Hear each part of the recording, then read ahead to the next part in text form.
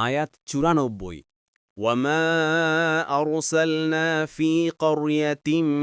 من نبي إلا أخذنا أهلها بالبأساء والضراء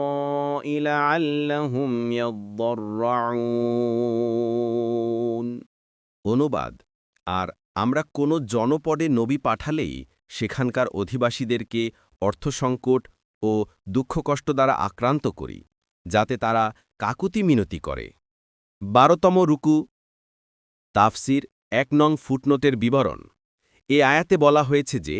নূহ আলাহিসাল্লামের সম্প্রদায় এবং আদ ও সামুদ জাতিকে যেসব ঘটনার সম্মুখীন হতে হয়েছিল তা শুধুমাত্র তাদের সাথেই এককভাবে সম্পৃক্ত নয় বরং সকল জাতির জন্য সমভাবে প্রযোজ্য কুরাইশ কাফেরদের জন্য প্রযোজ্য আল্লাহ রব্বুল আলামিন নিজ রীতি অনুযায়ী দুনিয়ার বিভ্রান্ত জাতি সম্প্রদায়ের সংশোধন ও কল্যাণ সাধন কল্পে যেসব নবী রাসূল প্রেরণ করেন তাদের আদেশ উপদেশের প্রতি মনোনিবেশ না করলে প্রথমে তাদেরকে পার্থিব বিপদাপদের সম্মুখীন করা হয় যাতে এই বিপদাপদের চাপে আল্লাহর দিকে মনোযোগী হতে পারে তারই দিকে ফিরে আসতে পারে নবী রাসূলদের উপর মিথ্যারোপ করা থেকে বিরত হয়